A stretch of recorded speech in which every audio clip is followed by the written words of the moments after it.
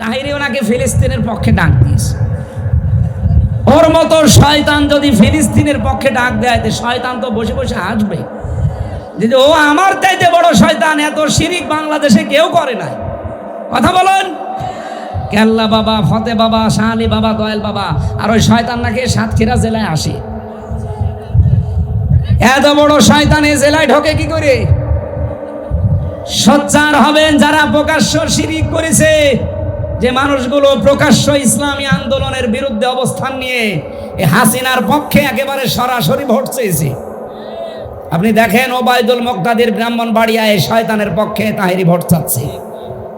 এত বড় video footage থাকার পরে সে জেলায় ঢুকবে মানে ও তো বাংলাদেশে থাকা ঠিক না, ও তো কাওয়া কাকুর মতো পালানো দরকার ছিল। এই কথা বলে না কেন? আর ফিলিস্তিনের পক্ষে এখন ডাক দিচ্ছে না, এগুলো সব ষড়যন্ত্র। দেখবেন আওয়ামী লীগের লোকজন দিয়ে যা টাকা পয়সা কামিয়েছে, এগুলো তাদের কাছ থেকে নিয়ে একটা বিশৃঙ্খলা তৈরি করার চেষ্টা করবে। গোপন খবর তো আমরা জানি, নাই তো 12 এপ্রিল সারা বাংলাদেশের সব দলমত এক হয়ে গেল, ওই শয়তানরা আসে নাই। কথা বলুন। জামাত, বিএনপি, জাতীয় পার্টি কি সব এক হয়ে গিয়েছিল না? বাংলাদেশে শুধু মনে হয় কয়েকটা যারা মানুষ নামে কলঙ্ক, তারা বাদ দিয়ে সব এসেছিল। আর ওই শয়তানরা বলছে না, আমরা ওদের সাথে নেই, আমরা আলাদা। বিশ্ব ওই দিন একটা চমক দেখলো, আর ওরা বলছে আমরা আলাদা। এখন একটা বিশৃঙ্খলা তৈরি করার জন্য ওদের তো টাকা পয়সার অভাব নেই, মারিং কাটিং করা টাকা, ওইগুলো এখন হালাল করবে।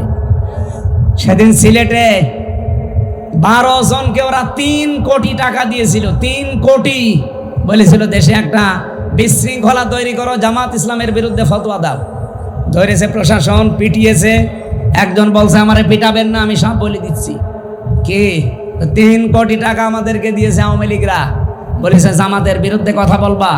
আমরা তো টাকা হালাল করার জন্য ফতোয়া দিচ্ছিলাম। এই চলছে সামনে। আমার মনে হয় এরাও দুর্বিসন্ধি আছে, এরাও কিছু খেয়েছে বা পেয়েছে। এই 12 তারিখে গেলেন না হঠাৎ, এখন আপনাদের সাগাম দিচ্ছে মানে। فقد قال الله تعالى في كلامه المجيد وبرهانه التوحيد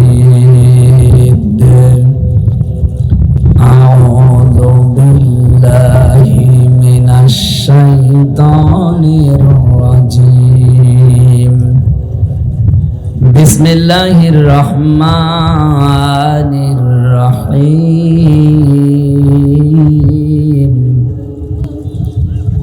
يا أيها الذين آمنوا ادخلوا في السلم كافة صدقت يا ربنا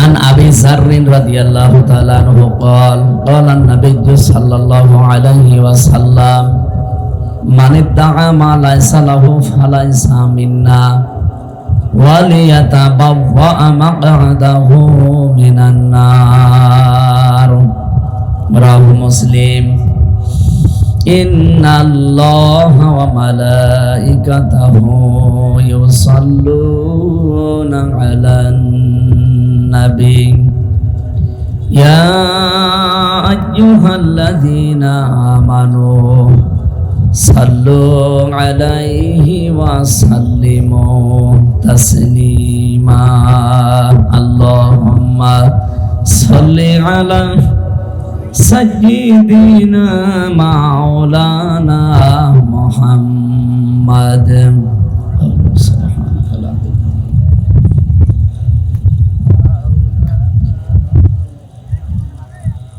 বাংলাদেশের ঐতিহ্যবাহী জেলা সাতক্ষীরা সদর থানার অন্তর্গত মাগুরা তালতলা আলহাজ আব্দুল হান্নান বিশ্বাস মাদ্রাসা কমপ্লেক্স সংলগ্ন গোরস্থান উন্নয়ন প্রকল্পে নবম বাৎসরিক তাফসীরুল কোরআন মাহফিলে স্বনামধন্য সভাপতি, অত্র এলাকার সর্বজন শ্রদ্ধাভাজন ব্যক্তিত্ব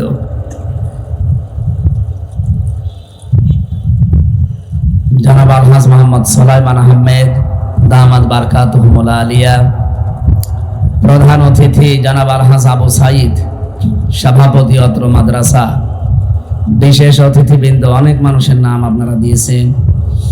বিশেষ করে এতক্ষণ যারা কথা বললেন, হাফেজ মাওলানা মনোয়ার হোসেন মমিন, মাওলানা মাহমুদুল হাসান, মাওলানা নুরুল ইসলাম, হাফেজ মাওলানা মনোয়ার হোসেন, মাওলানা আরিফুল ইসলাম, অন্যান্য ওলামা ইকরাম, সামনে বসা মুসলমান ভাইরা, পর্দার আড়ালের সম্মানিত মা এবং বোনেরা, প্রশাসনের ভাইরা, প্রাণ প্রিয় সাতক্ষীরাবাসী, দল মত জাতি বর্ণ ধর্ম নির্বিশেষে আজকের এই অনুষ্ঠান কোরআনের জন্য যারা বাড়ি থেকে পর্যন্ত এসেছি বলেন আলহামদুলিল্লাহ।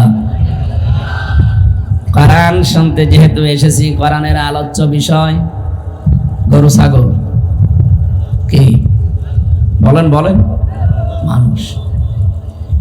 কোরআনে কারিমে যত কথা আছে সব মানব কেন্দ্রিক কথাই বেশি। মিনহা খালাকনাকুম, আল্লাহ তাআলা বলেন এই ইহা থেকেই তোমাদেরকে বানিয়েছি। ইহা কি আমরা জানি মাটি না, মাটি দিয়ে সরাসরি একজনকে আল্লাহ বানিয়েছেন, হযরত আদম আলাইহিস সালাম। আমাদেরকে আজ পর্যন্ত সরাসরি মাটি দিয়ে বানায়নি, কিয়ামত পর্যন্ত যারা আসবে তাদেরকে মাটি দিয়ে সরাসরি বানানো হবে না, মানুষদেরকে বানানো হবে মাটির নির্যাস দিয়ে। আর শুধু ঠনঠনে শুকনা মাটি দিয়ে বানিয়েছিল কাকে? আদম আলাইহিস সালাম। মাটি বানিয়েছে কি দিয়ে? মাটিও তো একটা জিনিস দিয়ে বানানো লাগবে। আমরা তাফসীরের ভেতর থেকে বলছি, আপনি যদি এখন গাজীপুরে যান, মৃত্তিকা গবেষণাগার আছে, ওখানে মাটি গবেষণা করে 10টা জিনিস তারা মাটি থেকে বের করেছে। 1 নম্বরে oxygen, silicon, aluminium, iron, calcium, potassium, sodium, magnesium, nitrogen, hydrogen, এই 10টা জিনিস মাটির ভেতরে আছে। আর আমাদেরকে যেহেতু আল্লাহ মাটির নির্যাস দিয়ে বানালেন, যে মাটি থেকে উৎপন্ন হওয়া যে খাদ্য খাবারগুলো, আমার বাবা অনেকগুলো খাবার পরে ওনার রক্ত, গোশত, চর্বি, চামড়া, মাংস এগুলো তৈরি হয়। সেখান থেকে বীর্য তৈরি হয়। বাবার স্ফলিঙ্গ দিয়ে দ্রুত গতিতে বের হয়ে যাওয়া এই নাপাক পানিটা, বীর্যটা মায়ের রেহেমের ভেতরে জমা হয়। বিজ্ঞান এখন প্রমাণ করছে নাপাক পানি দিয়ে আল্লাহ 4টা জিনিস বানায়: রক্ত, গোশত, চর্বি আর চামড়া। বাবার মায়ের রেহেমের ভেতরে যে থলিটা আছে পানির, নাপাক পানির, এইটা দিয়ে আল্লাহ আরো 4টা জিনিস বানায়: চুল, রগ, হাড় আর পর্দা। এই 4 4 8টা জিনিস যখন এক হয়, ফেরেশতাদেরকে আল্লাহ রাব্বুল আলামিন বলেন, আমি নিজে আরো 5টা জিনিস আমার বান্দাকে দয়া করে দান করব। হ্যাঁ, কাউকে হয়তো 5টা দেই, কাউকে 4টা দেই, কাউকে 3টা দেই। যারে আল্লাহ যেটা দেয় না, দেখবেন দুনিয়াতে ঠিক ওইটা কম হয়ে আসে। এটা মা বাবারও হাত নেই, আর ওই মাটির ভেতরে এই গুণও নেই। মাটির ভেতরে কয়টা গুণ পেলাম? 10টা। বলেন বলেন। বাবার কাছ থেকে আল্লাহ 4টা জিনিস বানান, মায়ের জিনিস দিয়ে 4টা, 4 4 8টা, 10 আর 8 18। আপনি কম্পিউটারের ভেতরে মানুষের এই মানব দেহ 3.5 হাত ঢুকিয়ে দেন, ও বলবে যে না, মানুষ তৈরি হতে এখনো অনেকগুলো উপাদান লাগবে। কি লাগবে? যদি কমপ্লিট মানুষ বানাতে চান, শ্রবণ শক্তি লাগবে, দর্শন শক্তি লাগবে, বাক শক্তি লাগবে, আকেল শক্তি লাগবে, ঘ্রাণ শক্তি লাগবে। আর এই 5টাই আল্লাহ নিজে তার রব নামের কারণে আমাদেরকে ভিক্ষা দিয়েছেন। আল্লাহুল গনিয়্যু ওয়া আনতুমুল ফুকারা, আমি ধনী, তোরা সব ফকির। এই আয়াত আমি বানালাম। ফকির না হলে আল্লাহ আমাদেরকে এগুলো দিত? দয়া করে ভিক্ষা দিয়েছেন। আল্লাহ রাব্বুল আলামিন সূরা নামলের নাহালের ভেতরে জানিয়েছেন, 14 নাম্বার পারা, 14 নাম্বার পৃষ্ঠার 14 নাম্বার লাইনের 78 নাম্বার আয়াতের মাঝের অংশে আছে, ওয়া জাআলা লাকুমুস সামআ ওয়াল আবসারা ওয়াল আফইদা, ইলা আখিরি আয়াত। আল্লাহ পাক বলেন, আমি আল্লাহ নিজে শ্রবণ শক্তি, দর্শন শক্তি, বাক শক্তি, আকেল শক্তি, ঘ্রাণ শক্তি, এই 5টা জিনিস যাকে দিয়েছি, আর ওই যে 18টা, সব মিলে 23টা, সে পরিপূর্ণ মানুষ হয়ে দুনিয়ায় আসতে পারে। যাকে আমি আল্লাহ একটা কম দিয়েছি, 22টা দিয়েছি, সে পরিপূর্ণ হয়ে আসে না, পূর্ণাঙ্গ হয়ে আসতে পারে না, অপূর্ণাঙ্গ হয়ে আসে। এই যে দর্শন শক্তি আল্লাহ যদি আমাকে না দিত, তার রব নামের কারণে দুনিয়ায় আসতাম ঠিক, কিন্তু কানা হয়ে। কি হয়ে? কত কানা আসে না দুনিয়ায়, তাদেরকে 23টা আল্লাহ দেয়নি, 22টা দিয়েছে। আল্লাহ যদি আমাদেরকে 2টা জিনিস কম দিত, কান, এই যে শ্রবণ শক্তি, যেটা অনেকে এটা পায় না, খালা বলে ডাকি আমরা, বধির বলি তাদেরকে। একটু নিজের দিকে তাকিয়ে ভাবেন তো, আল্লাহ আপনাকে সত্যি যা দিয়েছেন, যদি এই 23টার ভেতরে 2টা কম দিত, মানুষ দুনিয়াতে আপনাকে বলতো ঠিক, কিন্তু বলতো কানা আর কালা। আপনি কি করতেন? নিজের দিকে তাকিয়ে আবার ভাবেন। কত মানুষ হয়তো আপনাকে না দেখে মোবাইলে কথা বলে, কিন্তু এই 2টা জিনিস যদি না থাকতো, কথা বলা না, আপনার নাম শুনলে সে ঘৃণা করত, কানা, আবার বধির। সেদিন ইন্টারনেটে দিয়েছিল, ওই বড়গুনার এক মহিলা কথা বলতো একটা পুরুষের সাথে মোবাইলে, ফেসবুকে চ্যাটিং করতো, কিন্তু দেখে নাই কোনোদিন তার চেহারা। সেই লোক খুব চালাক, ওর হাত নেই, পা নেই, প্রতিবন্ধী, চোখ টেরা, কিন্তু এমন কায়দায় ছবি এডিটিং করে প্রোফাইলে দিয়েছে, বোঝার কোনো কায়দা নেই, দেখলে মনে হবে রাজপুত্র। মহিলার সাথে প্রায় 2 বছর লাইন চলছে, ও মনে করছে জিনিস মনে হয় 1 নাম্বার, চলে এসেছে। চলে আসার পরে যে চেহারা দেখেছে, দেখে একটা হাত নেই, পা নেই, আবার এতদিন মিথ্যা কথা বলেছে যে আমি একটা চাকরি করি, ও মনে করছে যে বিশাল জিনিস হবে। ওই মহিলাও 2 নাম্বার, কারণ ওরও 2টা ছেলে মেয়ে আছে। ওই এসে দেখছে এই অবস্থা, চাকরি করে ঠিক, কিন্তু একজনের জমিতে পানি টেনে দেয়, এই চাকরি। এখন মহিলা বিয়ে করতে আর রাজি না। এই লোকের যে ভাই আছে, সে বলছে, না তুমি কেন আসলে? বলছো তো আমাকে মিথ্যা কথা বলেছে যে নাকি খুব সুদর্শন, বলবে তো যে আমি প্রতিবন্ধী, আবার প্রোফাইলে ছবি দিয়েছে সেই রকম ছবি, আমি দেখে চলে এসেছি। সাতক্ষীরা বাসী, শুধু হাসির জন্য বলি নাই, নিজের দিকে তাকিয়ে বলেন, আপনাকে যদি আল্লাহ এরকম প্রতিবন্ধী করে দিত, হয়তো না। কথা বলেন না কেন? আপনি কিসের মাস্তানি করেন, কিসের অহংকার আপনার, বলেন তো?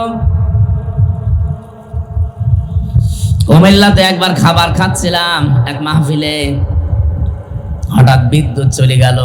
পাশে আমার এক অন্ধ বসেছিল খাবার খেতে। আমার যারা চোখওয়ালা মানুষ, তারা চিল্লা পাল্লা করছে, ওই তাড়াতাড়ি কারেন্টের ব্যবস্থা করেন, জেনারেটর লাগান।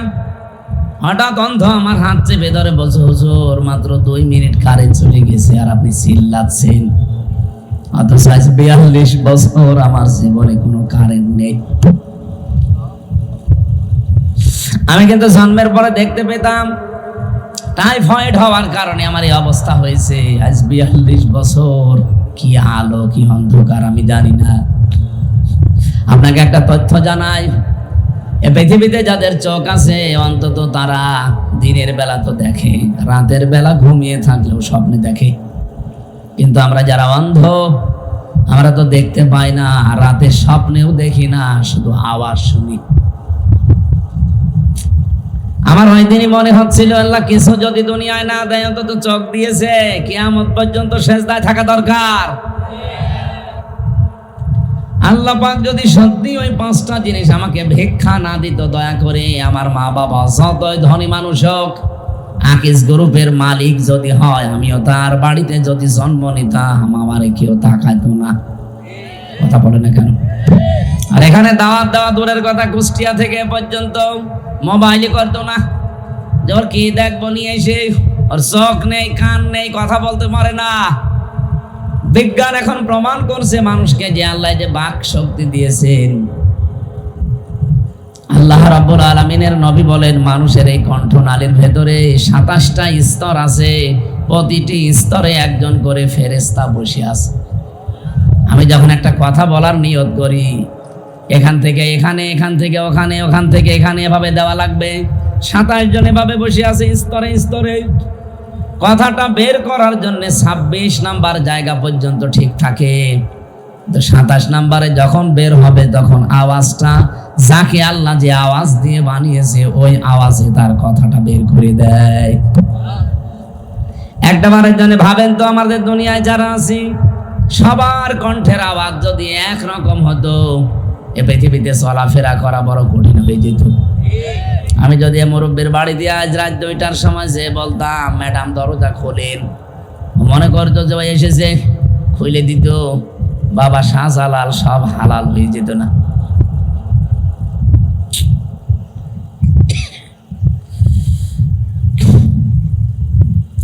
আল্লাহ রাব্বুল আলামিন বলেন,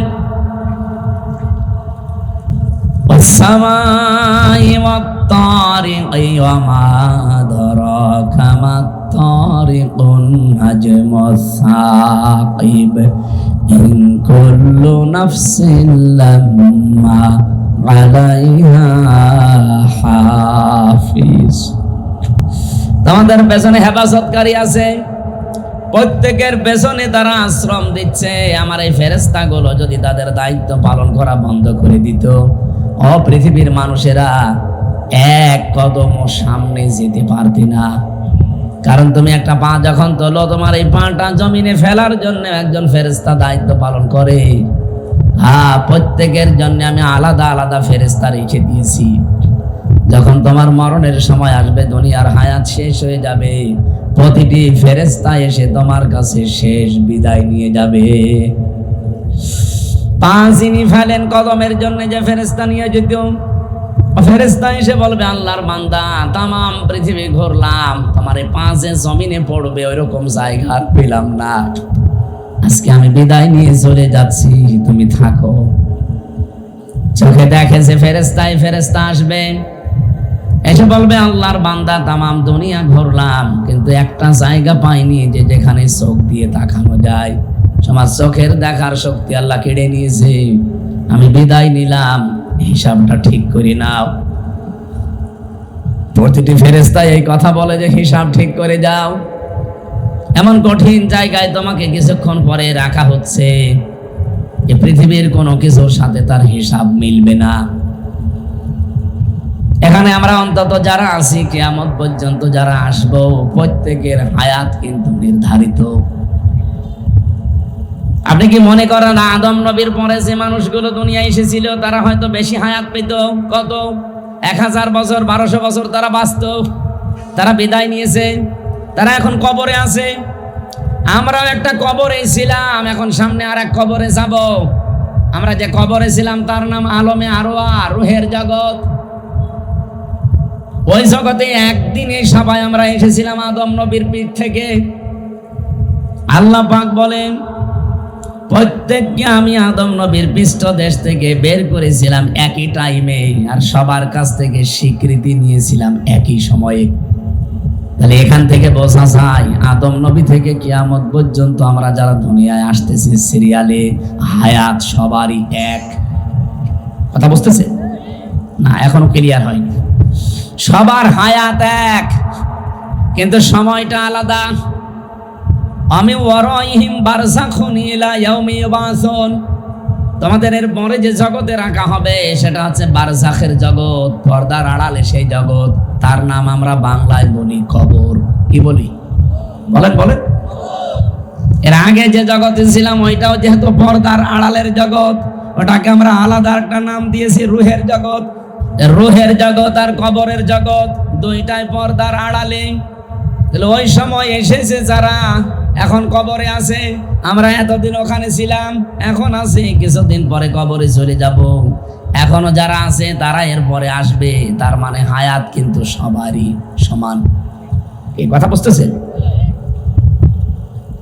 এই হায়াতের ফেরেশতা এসে বলবে, তামাম দুনিয়া খুঁজে দেখলাম, তোমার জন্য যতটুকু বরাদ্দ ছিল 50 বছর 60 বছর, আমি আর একটা সেকেন্ডও তোমার পেছনে শ্রম দিতে পারি না, আমার সময় শেষ, চলে গেলাম। নিজের এই জীবন সম্পর্কে সচেতন থাকবা। এখন যে জগতে তোমাকে রাখা হচ্ছে এখানে কোনো পরিচয় চলবে না। বিশ্ব নবীর মেয়ে ফাতেমাতুজ জোহরারও কোনো পরিচয় খবরে চলেনি। আমি যে একদিন সাহাবীর হাদিস পড়ছিলাম, হযরতে আবু যর রাদিয়াল্লাহু তাআলা আনহু তিনি বলেন, আমি কবর খুঁড়তে গিয়ে জিজ্ঞাসা করেছিলাম, কবরের মাটি আমি নবীর মুখে শুনেছি নাকি তোমার ভেতরে সাপ বিচ্ছু আসে? যাই আসুক না কেন সাবধান, এখন যাকে রাখবো তিনি কিন্তু বিশ্ব নবীর মেয়ে। খবরের কোনো আওয়াজ নেই। চিন্তা করলেন নবীর কথা তো মিথ্যা না, এ কোনো আওয়াজ দেয় না কেন? ডাক দিয়ে বলে, কবরের মাটি বিভিন্ন আযাব গজবের কথা আমি শুনেছি নবীর মুখে, আমি বিশ্বাস করি এগুলো ঠিক, কিন্তু এখন যাকে রাখতে যাচ্ছি উনি কিন্তু হাসান হুসাইনের মা, উনি হযরতে আলীর স্ত্রী, জান্নাতে যত মহিলা যাবে তাদের নেত্রী, সাবধান কোনো বিয়াদবি করবা না। হযরতে আবু যর বলেন, এতক্ষণ কোনো আওয়াজ দেয়নি, আমার বক্তব্য শেষ হলেই দেখি খবর থেকে মানুষের মতো আওয়াজ আসতেছে। ডাক দিয়ে বলে, আবু যর নিজে শোনো, পৃথিবীর মানুষকে শুনিয়ে দিও, আমি কিন্তু 3.5 হাত জায়গা, পৃথিবীর কোনো পরিচয় আমার কাছে নেই, তুমি এতক্ষণ যাদের কথা বললে সব আমি শুনতে পেয়েছি। তুমি কিসের ফাতেমার নাম বললে? জান্নাতের নেত্রীকে আমি চিনি না, হাসান হোসাইনের মা চিনি না, হযরতে আলীর স্ত্রী তাও চিনি না, এমনকি বিশ্ব নবী মুহাম্মদুর রাসূলুল্লাহর কলিজার টুকরা মেয়ে আমি চিনি না। আমি চিনি তার কাজ, যদি সত্যি কাজ কারবার ভালো পায়, তার হায়াতের জিন্দেগি যদি পবিত্র থাকে, ইল্লা মান আতাল্লাহা বিকলবিন সালিম। রাব্বুল আলামিন বলেন, আমার কাছে একটাই পরিচয় শুধু কাজে লাগবে, যার অন্তরটা পরিষ্কার থাকবে। এ পরিচয় ছাড়া কোনো কিছুতে আমার কাছে কোনো পরিচয় খাটবে না, চলে যাও। হযরতে আবু যর বলেন, একটা আওয়াজ শোনার পর থেকে আমি এই যে চিৎকার করে বের হয়ে গেলাম, জীবনে কোনোদিন আর সংসার করার সাহস আমার মনে আসে নাই। সাতক্ষীরাবাসী যে যাই করেন না কেন, এরকম একটা জগৎ সামনে আমাদের নেই। আরো জোরে বলুন, বিশাল একটা ভয়ঙ্কর জগৎ আমাদের সামনে আসতেছে। দুনিয়ার এই হিসাবেও যারা দায়িত্বে ছিল, এগুলো যদি একটা একটা করে দায়িত্ব পালন করা বন্ধ করে দিত, দুনিয়াতেও কত অপমান অপদস্থ হওয়া লাগতো। আপনি নিজের চোখের দিকে, কানের দিকে, এই বাক শক্তির দিকে তাকান। আমার চেহারা যতই ভালো হোক, লেখাপড়া আমি যতই আন্দাজে করি, যদি কথা বলতে হঠাৎ আল্লাহ বন্ধ করে দেয়, বিজ্ঞান এখন দেখাচ্ছে যে 27টা স্তরের একটা স্তর যদি অকেজ হয়ে যায়, দুর্বল হয়ে যায়, আপনি যতই জোরে জোরে কিছু করেন কথা বলতে পারবেন না, শুধু গা গো শব্দ হবে। কি দয়া করেছে আমি এই জায়গাগুলোতে যখন কম্পিউটারের সামনে বসি, আগে সেজদা দিয়ে নিই যে আল্লাহ, কত মানুষকে তুমি এই কথা বলার যোগ্যতা কেড়ে নিয়েছো। এই যে কাজী নজরুল ইসলাম 43 বছর জীবনে কথা বলতে পারে নাই, বোবা ছিল। আপনি হিসাব করতে পারেন জীবনে আজ যারা আল্লাহর বিরুদ্ধে এই কথাকে ব্যবহার করেন, মানবতার বিরুদ্ধে এই কথাকে ব্যবহার করেন, এখনই যদি আল্লাহ 27টা স্তরের হালকা একটু ফাটল ধরিয়ে দেয়, এমনকি যে শরীরের ভেতরে 5.5 কেজি রক্ত এখন 226 কিলোমিটার বেগে প্রবাহমান চলছে, মাথা থেকে পা পর্যন্ত। বিজ্ঞান জানিয়েছে 2 কোটি কোষ আমাদের শরীরে আল্লাহ দিয়েছে। এই কোষগুলো যদি কিছু দুর্বল হয়ে যায়, এগুলো দুর্বল হওয়ার কিছু পয়েন্টও আছে, আমার আলোচনা ওদিকে না, আমি ওদিকে যাচ্ছি না। এক কথায় বলছি, কোষগুলো যদি সত্যি দুর্বল হয়ে যেত, আপনার কিন্তু এই রক্তের ভেতরে কমপক্ষে 5 প্রকার ক্যান্সার দেখা দিত। ক্যান্সার হওয়ার পেছনেও কিছু কারণ আমি পেয়েছি। তামিলনাড়ুতে ছিলাম, সিলেটের এক ভাইকে পেয়েছিলাম, উনি প্রায় 12 মাস সেখানে আছে। যেদিন আমরা চলে আসবো ওই দিন শুনলাম ওনার রিপোর্ট দিয়েছে যে শরীরের ভেতরে যে 5 প্রকার ক্যান্সার হয়, তার ভেতরে 1 প্রকার ধরা পড়েছে। ওনারে বললাম, আপনার কত টাকা খরচ হলো? বলছে 1,13,00,000। 1,13,00,000 টাকা অলরেডি 12 মাসে চলে গেছে। আজকে ডাক্তার রিপোর্ট দিয়েছে আমি নাকি আর বাঁচবো না, কারণ রক্তের যে ওই কোষগুলো এখন আর কাজ করছে না। আমি খ্রিস্টান ডাক্তারের সাথে কথা বলেছিলাম ইংরেজিতে, জিজ্ঞাসা করেছিলাম তাকে যে হ্যালো ডক্টর, এই যে রোগগুলো হওয়ার কারণ কি? রক্তের ভেতরে যে 5 প্রকার ক্যান্সার, এর 1 প্রকার ধরা পড়েছে, এটার কারণ কি? খ্রিস্টান ডাক্তার আমাকে মেডিকেল রিপোর্ট দিয়ে জানাচ্ছিলেন যে পৃথিবীতে মানুষের এই শরীরে কোটি কোটি লোমকূপ আছে। দেখতে পাচ্ছেন? এই যে এটা লোম বলে না, পশম, এই ভালো ভাষায় বললে লোম বলে। এই লোমগুলোর ভেতর দিয়ে অন্ধকার আর আলো প্রবেশ করে শরীরে। আপনার শরীরের ভেতরে এই জন্য আল্লাহ 12 ঘন্টা আলো প্রবেশ করার ব্যবস্থা করে দিন দিয়েছেন, আর 12 ঘন্টা এরকম অন্ধকার করে দিয়েছেন যেন অন্ধকার প্রবেশ করে। এই ক্যান্সার থেকে বাঁচার জন্য এটা ভূমিকা পালন করে। এই লোকটা সারাটা জীবনই বেশিরভাগ আলোয় কাটিয়েছে, অন্ধকার ওর শরীরের ভেতরে প্রবেশ করা দরকার, সে ব্যবস্থা ওর ছিল না। ও দিনের আলোতে থাকতো সারা 12 ঘন্টা, রাতের বেলায় হয় মোবাইলের আলো, কম্পিউটার আলো, টিভির আলো অথবা আলো জ্বালিয়ে ঘুমাতো। এই জন্য নবীর হাদিস হচ্ছে যখন ঘুমাতে যাবেন অন্ধকার করে ঘুমাবেন। 1500 বছর আগে এই কথা বিশ্ব নবী জানিয়েছেন, আর বিজ্ঞান এখন প্রমাণ করে বলছে যে ঘুমানোর সময় বাতি আলো লিভিয়ে ঘুমাবেন। অন্ধকার আপনার শরীরের ভেতরে প্রবেশ করবে, ক্যান্সার থেকে আল্লাহ আপনাকে বাঁচিয়ে দেবে। এ মাথার ভেতরে একটা জিনিস আছে, পেছন দিয়ে বের হয়, এটা যত বেশি বের হবে, এটা অন্ধকার না হলে বের হয় না। আমি তো আর আপনাকে বিজ্ঞান বোঝাই না, আমি কোরআন বোঝাচ্ছি। এতে একটা পয়েন্ট এসেছে, এই জন্য এতটুকু বললাম। আল্লাহ রাব্বুল আলামিন সত্যি আমাদেরকে যা দিয়েছেন, উনি যদি একটু এলোমেলো করে দেয়, আমি হামজা থাকবো না। আমার এখনই মানুষ বলবে বোবা। কি বলবে? এখানে পড়া কোরআন শরীফে আপনি দেখবেন মানুষ, এটা আলোচ্য বিষয় কোরআনের। রাব্বুল আলামিন এই জন্য পৃথিবীতে যত সৃষ্টি পাঠিয়েছেন সব চাইতে বড় সম্মান আর মর্যাদায় দিয়েছেন এই মানুষকে। ওয়ালাকাদ কাররামনা বানি আদম, অবশ্যই আমি বনি আদমকে সম্মান দিয়েছি। আমি যে খুতবা পড়েছিলাম প্রথমে, হয়তো এখানে আলেম ছাড়া অনেকে বোঝেন না, আমি আরবিতে বলেছিলাম। ওর বাংলা ছিল কি?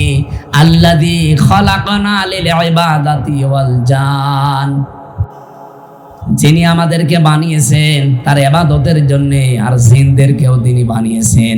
ওয়া খাসসানা বিত্তাকরিমি বাইনাল হায়াওয়ান, তিনি সম্মান দিয়েছেন আর খাস ভাবে, স্পেশাল ভাবে আমাদের সম্মান দিয়েছেন। তামাম পৃথিবীর যত হায়াওয়ান, যত সৃষ্টি আছে, সব সৃষ্টির উপরে সম্মান বেশি কার? বলেন বলেন। এই মানুষদের ভেতরে আবার আল্লাহর কাছে দামি তারা, যারা ঈমান এনেছে আল্লাহর প্রতি, আর ঈমান আনার পরে যারা আমলে সালেহ নেক কাজ করেছে। ইন্নাল্লাযীনা আমানু ওয়া আমিলুস সালিহাতি উলাইকা হুম খায়রুল বারিয়া, নিশ্চয় যারা ঈমান আনে আর আমলে সালেহ করে। সাতক্ষীরাবাসী, এ জেলায় আসলে আয়াতটার ব্যাখ্যা বেশি করা দরকার। ভালো করে শোনেন, আমি এমনি বলি নাই। যারা ঈমান আনার পরে আমলে সালেহ করে, কি এটা কি? আমরা অনেকেই মনে করে আমলে সালেহ মানে নেক কাজ। না, শুধু নেক কাজের নাম আমলে সালেহ না। যারা গবেষক আছে, আলেম, চিন্তাশীল যারা, তাদেরকে বলছি আপনি চিন্তা ভাবনা করে পড়বেন। সালেহ মানে যোগ্য। সালেহ মানে বলেন বলেন। আপনাকে যোগ্য হওয়া লাগবে ঈমান আনার পর। আজ এই দেশে ইসলাম এই 54 বছরে কায়েম হয়নি, তার একটাই কারণ, আমরা যোগ্য না। যদি আমরা সত্যি যে যে জায়গায় আছি ওখানে যোগ্যতা অর্জন করতে পারতাম, মাস্ট বি আল্লাহ তার ওয়াদা ঠিক রাখতো। ওয়াদাল্লাহুল্লাযীনা আমানু মিনকুম وعملوا الصالحات ليستخلفنهم في الأرض كما استخلف الذين من قبلهم সূরা নূর 18 নম্বর পারার 16 নম্বর পৃষ্ঠার 3 নম্বর লাইনের 55 নম্বর আয়াতের প্রথম অংশে আছে আল্লাহ বলেন আমার ওয়াদা তোমাদের ভেতরে যারা ঈমান আনবে আর আমলে সালেহ করবে তাদেরকে আমি জমিনের শাসন ক্ষমতা দিয়ে দেব বলেন সুবহানাল্লাহ আল্লাহ এতটুকু বলে শেষ করে দেননি কামাস্তাখলাফাল্লাযীনা মিন ক্বাবলিহিম লামে তাকিদ নুনে সাকিলা শুধু তোমাদেরকে না এর পূর্বেই পৃথিবীতে যারা ঈমান আনার পরে আমলে সালেহ করেছে তাদেরকে আমি জমিনের শাসন ক্ষমতা দিয়েছিলাম এই ঘোষণা কার বলেন বলেন 54 বছরে আমরা 92% মুসলমান এই দেশে আল্লাহ আমাদেরকে দেয় না কেন আল্লাহর ওয়াদা মিথ্যা নাকি আরো জোরে বলেন কোরআনে কারিমের একটা আয়াত পরিচিত আমি পড়ছি আমি আলেমদেরকে বলছি এখানে আলেম নেই এই যে আমি আপনাকে বলবো এবার ওয়ালা তাহিনু ওয়ালা তাহজানু ওয়া আনতুমুল আ'লাউনা ইন কুনতুম মুমিনিন সূরা আলে ইমরানের 139 নম্বর আয়াত বহুবার জীবনে পড়েছি কিন্তু আমার মনে হয় এখন বাংলাদেশের সাথে এখন 100 ভাগে আজটা মিলবে এদিকে তাকান খুব জরুরি এটা আল্লাহ বলেন ওয়ালা তাহিনু তাহিনু মানে মন ভেঙো না হীন বল হয় না মন ক্ষুণ্ণ হবা না দুর্বল হয়ে যাবা না ওয়ালা তাহজানু চিন্তাও করবা না ওয়া আনতুমুল আ'লাউনা শব্দটা ছিল ওয়া আনতুম আল আ'না আল আ'লাউনা আমার প্রশ্ন এখানে আল্লাহ আনতুমুল আ'লাউনা দেওয়ার আগে এই যে আ'লাউনা এর আগে আলিফ লাম দিলেন কেন আরবি গ্রামার যারা পড়ায় বিশেষ করে বালাগাত মানতেক যারা মাদ্রাসাতে পড়েছে পড়াচ্ছে শব্দটা কিন্তু আরবি গ্রামার অনুযায়ী ভুল হয়েছে তাহলে কোরআন শরীফ ভুল এই না মানে আপনাকে পৌঁছানো লাগবে এখানে মিলিয়ে দেওয়া লাগবে আরবি গ্রামারের সাথে বালাগাত মানতেকের সাথে আজটা মিলছে না সব সময় আমরা পড়িয়েছি পড়ায় যে মুবতাদা যদি মারিফা হয় খবর হবে নাকিরা অনির্দিষ্ট একটা নির্দিষ্ট হবে আর একটা অনির্দিষ্ট হবে অথচ আল্লাহ খবর যেটা আ'লাউনা এর আগে আলিফ লাম দিয়ে মারিফা করে দিলেন খবর যদি নাকিরা না হয়ে যদি মারিফা হয়ে যায় ইফিদুল হাসরা হসরের ফায়দা দেয় তখন বাংলা অর্থ দাঁড়ায় তোমরাই বিজয়ী হবে শেষে হাসাই আছে যদি আল্লাহ আলিফ লামটা এখানে না দিত তাহলে তোমরা হবে এতটুকু বলতো কিন্তু যেহেতু আলিফ লাম দিয়ে ওইটাও নির্দিষ্ট করে দিলেন বাংলা অর্থই দাঁড়িয়ে গেছে পুরাটা পাল্টিয়ে গেছে তোমরাই বিজয়ী হবে গ্যারান্টি দিয়েছে কে বলেন বলেন এই জন্য আমরা কোনো চিন্তা করি না দেশের অবস্থা না পৃথিবীর অবস্থা পাল্টিয়ে যাক আমাদের কোনো হীনমন্যতা নেই আমরা দুর্বল হই না কারণ আমরা বাঁচলেও যা মরলেও তা এই কথা বলেন এখন যেই দিন পড়েছি যেদিন পড়িয়েছি কুল ইন্না সলাতি ওয়া নুসুকি ওয়া মাহইয়ায়া ওয়া মামাতি লিল্লাহি রাব্বিল আলামিন হে নবী আপনি বলেন আমার জীবন আমার মরণ আমার নামাজ আমার কুরবানি সব আমি আল্লাহকে দিয়ে দিয়েছি আমি যে বেঁচে আছি আমার আল্লাহর জন্য মরে গেলেও আল্লাহর জন্য কিন্তু আপনারটা না দুনিয়াদার যারা তারা দুনিয়ার জন্যই বেঁচে থাকে ওদের যা কাজ কার কুল হাল নুনাব্বিউকুম বিল আকসারিনা আমালা সূরা কাহফের ভেতরে আছে 103 নম্বর আয়াত হে নবী ওই মানুষদেরকে বলেন এই পৃথিবীতে সব চাইতে বেশি ক্ষতিগ্রস্ত কাজ কারবার করতে গিয়ে কারা জানেন আকসারিনা দিয়েছেন আল্লাহ ইসমে তাফজিল আকসারিনা আমালা আমি কি তোমাদেরকে এই কথা বলবো যে পৃথিবীতে কাজ সবাই করে কিন্তু ক্ষতিগ্রস্ত কারা আল্লাযীনা দাল্লা সা'য়ুহুম ফিল হায়াতিদ দুনিয়া ওয়া ইয়াহসাবুনা আন্নাহুম ইউহসিনুনা সুনআ যে মানুষগুলো দুনিয়াতে সব সময় শুধু টিকে থাকার জন্য কাজ করে আর ওরা মনে করে আমরা ভালো পথে আছি। আরে ভাই 15.5 বছরে দেশ উন্নত হয়েছে, এটা আমিও দেখেছি। কিন্তু শুধু দুনিয়ার টার্গেট মিলে চললে হবে না, আপনাকে টার্গেট নেওয়া লাগবে দুনিয়া থেকে। আর দুনিয়া মাজরাতুল আখিরা, এটা হচ্ছে দুনিয়া আখিরাতের ক্ষেত। আমি যদি এখানে বেঁচে থাকি, আমার ক্ষেত এখান থেকে আমি পাঠাবো। আমি বেঁচে থাকলাম, আমার আখিরাতের কোনো পুঁজি নেই। আমি বেঁচে থাকি আর কুকুর আর আমি সমান। আর নরসিমনের কোনো উদ্দেশ্য নেই, আমারও নেই। তা আমি 100 বছর না 1000 বছর হায়াত পেয়ে আমি করবো কি? আজকে পালিয়ে যাওয়া একজন ব্যক্তির অডিও কল শুনছিলাম, আমি ওনার নাম নিতেও ঘৃণা করি, আমার ঘৃণা লাগে। ও নাম বলার দরকার নেই, নাম বললে এখন অজু করা লাগবে। কারণ যত মানুষের খুনের সাথে জড়িত ডাইরেক্ট ইনডাইরেক্ট, ওরে যদি 5000 বারো এদেশে ফাঁসি দেওয়া হয়, তাও মানুষের ঝাল মেটবে না।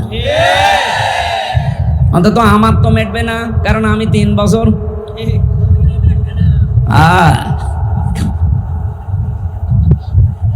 উনি আজকে নিজেই বলছিল এই কথা যে আল্লাহ আমাকে বাঁচিয়ে রেখেছে সামনে কিছু মানুষকে শাস্তি দেওয়ার জন্য।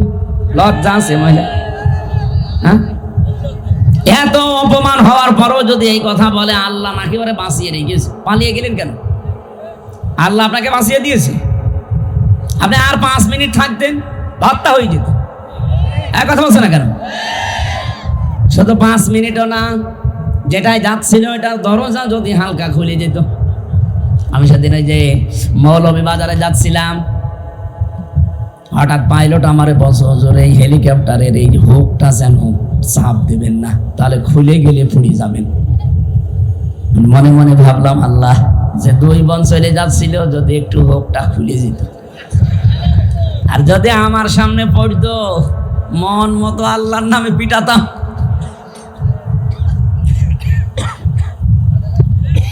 ভাগেও পেতাম না সত্যি। আর সাতক্ষীরায় পড়লে তো আসাবল বোল্ডোজার নাজিল হয়ে যেত, কারণ এই জেলার একেবারে শেষ করে দিয়েছে। সারা বাংলাদেশে সাতক্ষীরাকে আমরা সবাই মনে করি এটা ফিলিস্তিন। এত এত এত রাগ ছিল জেলার উপরে। সবচাইতে বেশি অত্যাচার হয়েছে সারা বাংলাদেশে সাতক্ষীরা আর চাঁপাইনবাবগঞ্জ। এখানে কত মানুষের বাড়ি ঘর বোল্ডোজার দিয়ে ভেঙে দিয়েছে।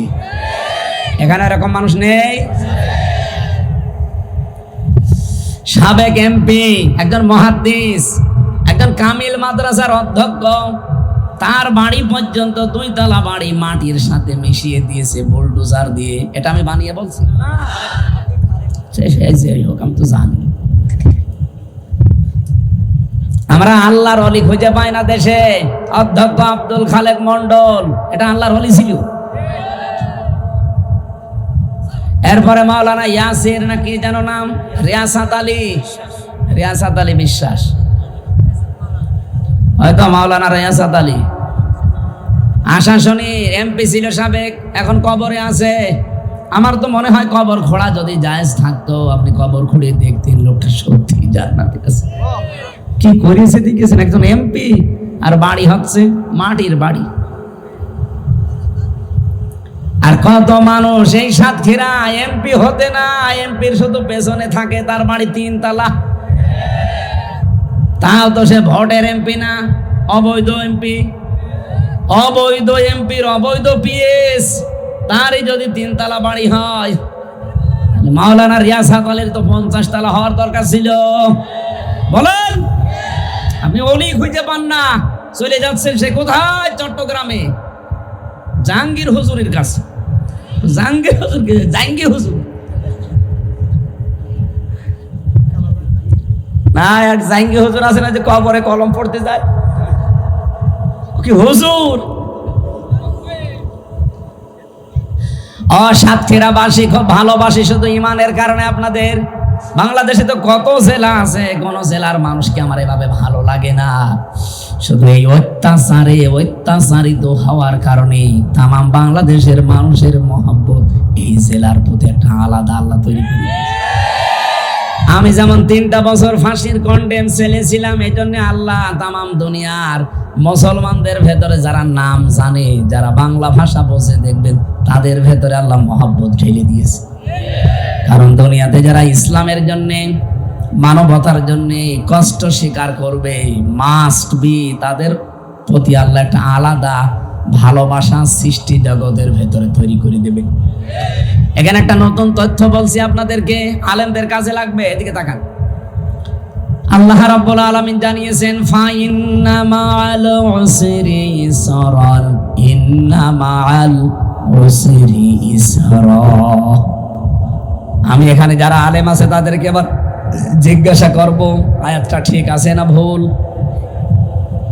হ্যাঁ, ঠিক আছে কি করে? শুধু ঠিক না, আমি আপনাকে একটা জিনিস এখান থেকে বের করে আশার বাণী শোনাচ্ছি। আল্লাহ যে উসরুন দিয়েছেন, দেখবেন উসরুনের আগে আলিফ লাম আছে, এর আগে মা আছে। আমরা জানি যেখানে কষ্টের কথা বলতে গিয়ে আল্লাহ নির্দিষ্ট করে মারেফা করে দিলেন, কিন্তু পরের শব্দটা ইসরা, এটার অর্থ হচ্ছে সুখ, শান্তি, নিরাপত্তা, স্বস্তি, আনন্দ, কল্যাণ। আল্লাহ এই কথাটা বলতে গিয়ে কিন্তু তখন ওখানে আর আলিফ লাম দেয়নি, তখন ওটা মা নাকিরা, অনির্দিষ্ট। তাফসিরে ফি জিলালিল কোরআনে পাবেন এই তথ্যটা, টিকার ভেতরে আছে। মুফাসসির সাইয়্যিদ কুতুব রাহমাতুল্লাহ আলাইহি লিখেছেন, এই পৃথিবীতে কোন মানুষ যদি একটা কষ্ট সহ্য করে, কিন্তু কষ্টটা যদি হয় 3টা কারণে, এদিকে তাকান, আপনি যদি একটা কষ্ট দুনিয়ায় সহ্য করেন, কয়টা কারণে? আরো জোরে বলেন। আর যে কোনো কারণে কষ্ট পাবেন, আর আপনাকে আল্লাহ শান্তি দেবে না। কষ্টটা যদি হয় 3টা কারণে, আর কষ্ট যদি হয় একটাও, কমপক্ষে দুনিয়া আখেরাত মিলিয়ে আপনাকে আল্লাহ 10 থেকে 70টা শান্তি ভোগ করাবে। না, আপনি বলেননি। আপনি যদি দুনিয়ায় কষ্ট পান কয়টা? আরো জোরে, কারণ কয়টা? যে কোনো কারণে কষ্ট পেলে কিন্তু শান্তি পাওয়া যায় না। হাসিনাও কষ্ট পেয়েছিল, তাইনি? কে কান্না কানছিল দেখেছেন যাওয়ার দিন? মনে হচ্ছে স্বামী মরে গেছে। কিন্তু এই কষ্টে এই 3টা কারণে আপনি দেখবেন হয়নি। 1 নাম্বার কারণ হওয়া লাগবে, কষ্ট পেয়েছেন কিন্তু আল্লাহর জন্যে। ওকে, আল্লাহর জন্য কষ্ট পেয়েছি, রাসূলুল্লাহর জন্যে পেয়েছিল, মানবতার জন্যে। আরো মানবতাকে ধ্বংস করিস, এই কথা বলেন না কেন? তাহলে 3টা কারণের একটাও পেলাম না। হ্যাঁ, পৃথিবীতে কেউ যদি আল্লাহর জন্য কষ্ট পায় একটা, রাসূলুল্লাহর জন্য কষ্ট পায় একটা, মানবতার জন্য কষ্ট পায় একটা। আমি 3টা বছর জেলে ছিলাম আমার ব্যক্তিগত গুনার কারণে না, ওদের আক্রোশের কারণে।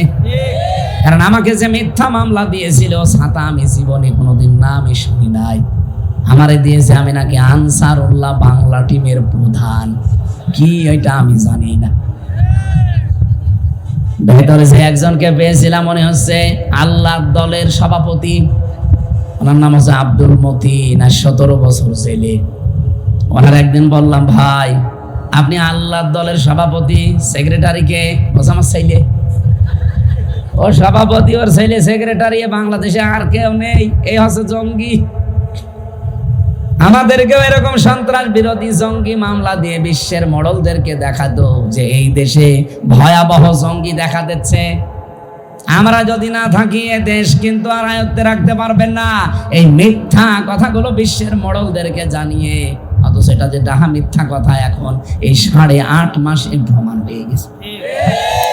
8.5 মাসে একজনও জঙ্গি ধরা পড়েছে? একটাও পড়ে না। জঙ্গিও নাই, যে কয়টা আছে কয়েকটা উগ্র, তারা এখন জেলে। অথচ তামাম দুনিয়ার মডেলদেরকে এটা এতদিন দেখিয়েছে যে এই দেশে কিন্তু জঙ্গি ভরে গেছে, আমরা না থাকলে কন্ট্রোল করা যাবে না। কন্ট্রোল করা যাবে না, 9 মাস কি হচ্ছে? কিছুই তো হয়নি।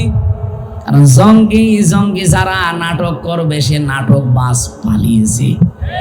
আর যাদেরকে দিয়ে নাটক মঞ্চস্থ করবে, তারা এখন সবাই পালায়নি। এই জঙ্গি মামলা যারা সাজিয়েছিল, আমারে যারা রিমান্ডে নিয়ে, আমার এমন কোনো জায়গা নেই যেখানে টর্চার ওরা করে নাই। এই মানুষগুলো এখনো পর্যন্ত বহাল তবিয়তে আছে। এই সাতক্ষীরাতে এসেছে, এখন শুনছি সাতক্ষীরার দায়িত্বে এখন এসেছে একজন, আমি নাম নিলে আপনারা এখনই চিনে ফেলবেন। আরে বাবা, ইমান মনে মাটি ফুড়িয়ে উঠতেছে। এরা নিজেরা জানতো যে আলেমদের কোনো দোষ নেই, এরা জঙ্গিও না, ওরা নিজেরা আমার এই অফিসার বলেছে। অথচ চুরি করে এখন নাকি সাতক্ষীরায় দায়িত্ব নিয়েছে। সাতক্ষীরা হচ্ছে এটা ফিলিস্তিন। আপনি কোন সাহসে জেলায় আসলেন? আলেমদের যেভাবে কষ্ট দিয়েছে, সে এখন যদি বলতে চায় যে না আমি তো কর্মচারী, আপনি তো সব জানতেন, আপনি বলতে পারতেন না না আমি এই জালেমদের সাথে নেই, দরকার আমি ভ্যান চালাবো। হ্যাঁ, কথা বলেন না কেন? এই জন্যই তো বারবার বলছি 1628 জন মানুষ দায়িত্বে আছে এই দেশের। এগুলো সব আগে ছিল, এগুলো সব পাল্টান, নতুন করে মানুষ ওই জায়গায় জমা দিন। এখনই যদি নির্বাচন সংস্কার না করে দেওয়া হয়, আবার দিনের ভোট রাতে হবে। কারণ এই মানুষগুলো এই 15.5 বছরে এই জালেমাদেরকে টিকিয়ে রেখেছিল। এরাই এই ডিসি, এই এসপি, এই টিএনও, এই ওসি, এই একই জিনিস। হ্যাঁ, খালি জায়গা পাল্টিয়েছে। কুষ্টিয়ার ডিসি এসেছে খুলনায়, খুলনারটা গেছে মেহেরপুর, মেহেরপুরেরটা লালমনিরহাট। এই কথা বলছে না কেন? মাল তো সব একই আছে, খালি জায়গা পাল্টিয়েছে। তো ওদেরকে এখন দিলে তো ওরা আগে যা করেছে তাই করবে। এই জন্যই বারবার বলা হচ্ছে যে পাল্টা, আজকে পাল্টিয়ে কালকে নির্বাচন দিয়ে দেন, কোনো অসুবিধা নেই। আর 2732 জন মানুষ মারা গেল। অন্য বিচার আমি সব বাদ দিলাম, এই 2732 জন মানুষ হত্যার বিচার এটা তো মাস্ট বি হওয়াই লাগবে। নাই তো ওদের মা বাবার কাছে, ওদের স্বামীর কাছে, ওদের ছেলে মেয়ের কাছে কি জবাব দেবেন আপনি বলেন? আপনি যে চেয়ারে বসে পড়লেন, কালকে মনে করেন নির্বাচন দিয়ে হবে, ওই মানুষগুলো জীবনের দাম নেই? আবু সাইদের জীবনের দাম ছিল না? এই কথা বলেন না কেন? আমি রংপুরে গিয়েছিলাম, কি শান্ত ছেলে। আমার জীবন যেমন আমার কাছে দামি, মূল্যবান, আবু সাইদের জীবনও ঠিক এরকম মূল্যবানই ছিল। তো তাকে কি কারণে আপনি বিদায় করে দিলেন বলেন? আপনি জবাব দিতে পারবেন? অথচ এই দেশে এখনো আইন আছে, হত্যা যদি কেউ করে তারে এই যে ফাঁসির যে নিয়ম আছে, যদি 2732 জন যদি খুন হয়ে যায়, আপনি এক একজনের যদি একজনকেও ফাঁসি দিয়ে থাকেন, তাহলে হাসিনার ফাঁসি দেওয়া দরকার 2732 বার, তাও লিগাল ভাবে। আর বাকি যা আছে ওই যে গম, খুন, আয়না ঘর, ওগুলো তো বাদই দিলাম। শুধু লিগাল মরেছে তো এগুলো তার কোনো ভেজাল নেই, এগুলো সব ভিডিও ফুটেজ আছে। এই কথা বলছি না কেন? আমার যে বক্তব্য ছিল, এক কথায় জবাব দিচ্ছি। আপনি যদি দুনিয়ায় আল্লাহর জন্য কষ্ট পান, আমি আল্লাহর জন্য কষ্ট পেয়েছি 3 বছর। আমার নিজের ব্যক্তিগত অপরাধ ছিল না, রাসূলুল্লাহর জন্য পেয়েছি, মানবতার জন্য পেয়েছি। যেন এক একটা কষ্ট যদি কেউ আল্লাহর জন্য সহ্য করে, তার সুখ পাবে কয়টা? 70টা। বলেন বলেন, আরো জোরে বলেন। সিস্টেম অপর পৃষ্ঠায় দেখুন, পৃথিবীতে কেউ যদি একটা আনন্দ ভোগ করে, সুখ ভোগ করে, আর ওই সুখটা যদি হয় অবৈধ সুখ, তাহলে কমপক্ষে তাকে 70টা অপমান, অপদস্থ হওয়া লাগবে।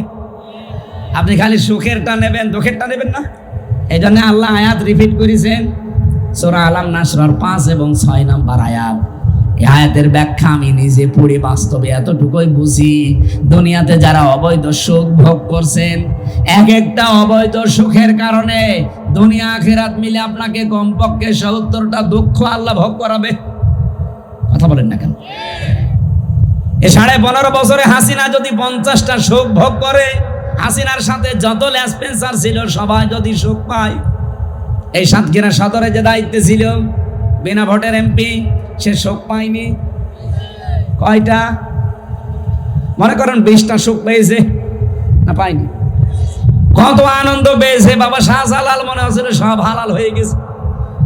কত জায়গায় এই বিনা ভোটের এমপি কত মানুষের কাছে টাকা পয়সা নিয়ে চাকরি দেওয়ার নামে, হ্যাঁ চাকরি দিয়েছে, টাকা নিয়েছে। ও যদি এমপি না হতো ওরা কেউ টাকা দিত? এই কথা বলেন না কেন? কত জায়গা জমি ঘর বাড়ি সব দখল করে নিজের নামে নিয়ে নিয়েছে। কত কিছু আল্লাহর রাস্তায় সব কিছু করলেন, আমি মানলাম আপনি করেছেন। এবার বলেন, আপনি যে সুখটা পেলেন এটা কি বৈধ সুখ না অবৈধ? বলেন বলেন। এক একটা অবৈধ সুখের কারণে 70টা দুঃখ। 15.5 বছরে যদি 50টা সুখ পান, 70 দিয়ে গুণ দেন। হ্যাঁ, 3500। এতগুলো দুঃখ আপনাকে আল্লাহ সামনে দেবে, এরপরে আপনি চট করে ঢুকে পড়বেন। অনেকে বলছে চট করে চলে আসবে। আরে ভাই, কোরআন শরীফ মিথ্যা হয়ে যাবে। আপনাকে আল্লাহ আগে 3500 অন্তত দুঃখ, কষ্ট, অপমান, অপদস্থ, অকল্যাণ দেবে, এরপরে তো নাকি। তাহলে আজকের আয়াত থেকে আপনি কি শিখলেন? একটা কষ্ট যদি দুনিয়ায় আল্লাহর জন্য, রাসূলুল্লাহর জন্য, মানবতার জন্য আপনি ভোগ করেন, আপনার সামনে কমপক্ষে 70টা শান্তি অপেক্ষা করছে। আর যদি একটা অবৈধ সুখ ভোগ করেন, একটা অবৈধ সুখের কারণে কষ্ট পাবেন দুনিয়া আখেরাত মিলে কয়টা? এখানে যারা অবৈধ প্রেমে আছেন, এই যে পরকীয়া প্রেম, এটা কি বৈধ না অবৈধ?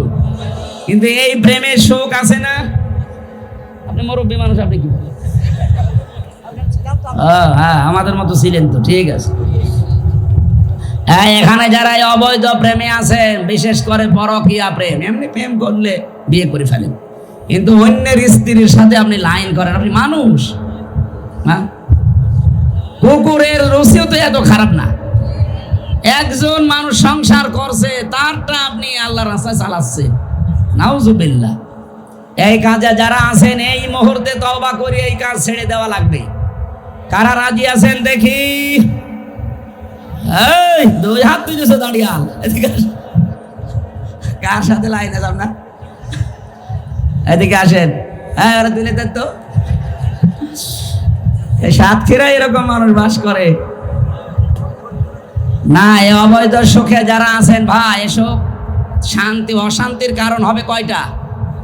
70টা। বলেন বলেন, আপনি একটা সুখ ভোগ করে 70টা অশান্তি ভোগ করতে পারবেন? এই মুহূর্তে ছেড়ে দেন, যদি এরকম কারোর সাথে লাইন থাকে। আর শয়তান এই জায়গায় আপনাকে ঘায়েল করবে বারবার। ও বলবে যে বিশাল শান্তি আছে। কিসের শান্তি? ওই যার কাছে যাচ্ছেন, ওর ভেতরে যা যা আছে, আপনার বর ভেতরে তাই তাই নেই। কোন কারণে অন্য মহিলার সাথে লাইন করা লাগবে? আপনার বিবেকে কি বলে বলেন? এরপরেও যারা এরকম লাইনে আছেন, আমার মনে হয় ওর বিবেকের উপরে কুকুরে প্রসাব করিস। ও বলছে ঠিক। এই জায়গায় ঠিক বলা লাগে? আলহামদুলিল্লাহ, আপনারা মানে সতর্ক আছেন। তাহলে আগামীতে কেউ যেন অবৈধ সুখ আর ভোগ না করে, আমরা তো সেইটা চাই। এই যে যারা নির্বাচন চাচ্ছেন, আমরাও চাই। আরে ভাই, এই অবস্থায় দিয়ে দিলে তো বললাম না, ওই 1628 জন ওই মানুষই আছে। ওরা আবার দিনের ভোট রাতে করে ফেলবে, কারণ ওরা এই কাজই করেছে। এই কথা বলেন না কেন? যদি সংস্কার না করে, এই বিচারগুলো শেষ না করে আবার দিয়ে দেন, দেখেন আবার সামনে যারা আসবে তারা হাসিনার চাইতে ডবল খুনি হবে। কারণ ওরা বলবে, এ মানুষ মারলে তো কোনো বিচার হয় না। ওরা আরো বেশি বেপরোয়া হয়ে যাবে। এই কারণে আমরা বারবার বলছি, দেন নির্বাচন, কিন্তু কালকে দেন, আগে সংস্কার করে বিচারটা শেষ করে দেন। তাহলে আগামীতে যারা আসবে তারা চিন্তা করবে না অত গোড় আছেন না। কথা বলেন না কেন? আমি কোরআনে কারিমের সূরা নমলের একটা আয়াত পড়ছিলাম তাফসিরে, এদিকে থাকা। ফাতিলকা বুয়ুতুহুম খাবিয়াতাম বিমা যালামু। এটা সূরা নমলের ভেতরে আছে, 19 নাম্বার পারা, 20 নাম্বার পৃষ্ঠা, 7 নাম্বার লাইনের 52 নাম্বার আয়াতের প্রথম অংশে আছে। তাফসিরে বাইজাবিতে পাবেন। আল্লাহ পাক বলেন, এই সেই ঘরগুলো কি? এই ঘরগুলো কি? খাবিয়াতান, জনশূন্য হয়ে আছে, আজ পরিত্যক্ত হয়ে গেছে। বিমা যালামু, এখানে জুলুম করা হতো এই কারণে। এটা যে বাস্তবগত প্রমাণ, আমার কুষ্টিয়ার হানিফের বাড়ি, আপনি যে দেখেন পরিত্যক্ত হয়ে পড়ে আছে, আজ জনশূন্য, কেউ নেই। অথচ আগস্টের 5 তারিখের আগে বাড়ির কি দাপট ছিল, 14টা সিসি ক্যামেরা দেওয়া ছিল, ওখানে কুকুর পর্যন্ত গেলে দেখা যেত। অথচ এখন পায়খানার প্যান পর্যন্ত খুলে নিয়ে চলে গেছে, কিচ্ছু নেই। আল্লাহ এতটুকু যদি শেষ করে দিত, আমি কিছু বলতাম না। এরপরে আমাদের জন্যে ইন্না ফি যালিকা লাআয়াতাল লিকাউমিন ইয়ালামুন। আল্লাহ আয়াতের প্রথমে ইন্না দিলেন, আর মাঝে দিয়েছেন লামে তাকিদ। যারা আরবি গ্রামার জানে, কত গুরুত্বপূর্ণ শব্দ জানেন, আল্লাহ গ্যারান্টি দিলেন এই কথা বলতে গিয়ে 2 বার। অবশ্যই অবশ্যই এর ভেতরে শিক্ষা আছে জ্ঞানীদের জন্য। কি শিক্ষা? হানিফ বাংলাদেশে 3 নাম্বার পজিশনে ছিল আওয়ামী লীগের।